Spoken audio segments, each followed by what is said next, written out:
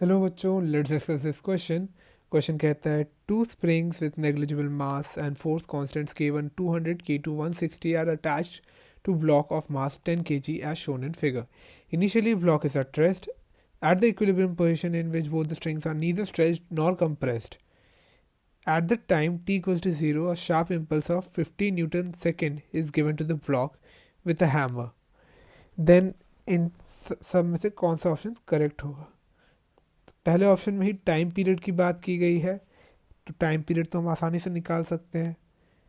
हम जानते हैं कि ये कॉम्बिनेशन एक किस्म का पैरेलल कॉम्बिनेशन हुआ, क्योंकि जब हम इस ब्लॉक को इस तरफ खींचेंगे तो यहाँ पे जो एक्सटेंशन एक्स होगा, सेम एक्सटेंशन इस स्प्रिंग के लिए भी होगा एक्स। और जब एक्सटेंशन सेम रहती है तो वो पैरेलल का केस हो जाता है। पैरेलल में फॉर्मूला हम क्या निकालते हैं? के effective equals to K1 plus K2।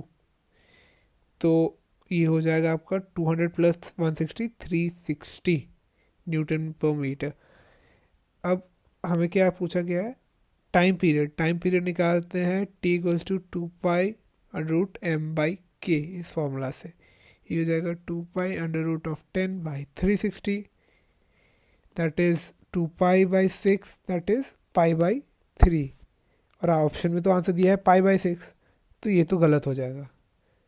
Next option में चलते हैं। नेक्स्ट ऑप्शन में बात की है मैक्सिमम वेलोसिटी की।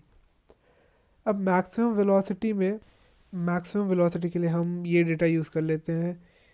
हमें बोला गया है कि टाइम ज़ीरो पे इम्पल्स दिया गया है 50 न्यूटन सेकेंड का। 50 न्यूटन सेकेंड इम्पल्स से चेंज इन मोमेंटम क्या होगा? 50 न्यूटन सेकेंड का। हम जानते हैं change in momentum equals to F T, that is impulse.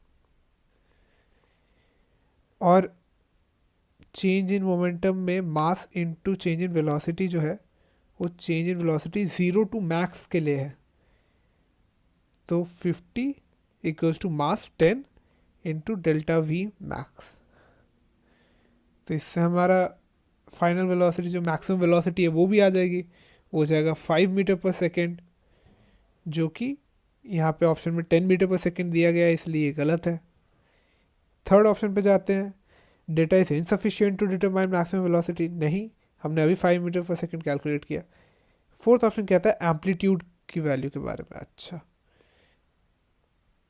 तो अभी हमारे पास टी निकल चुका है ए पार्ट से। टी से हम निकाल सकते हैं ओमेगा, और हमको सबको पता है कि वी मैक्स का simple formula V equals to omega A. ये वी मैक्स के लिए होता है मैक्सिमम वेलोसिटी।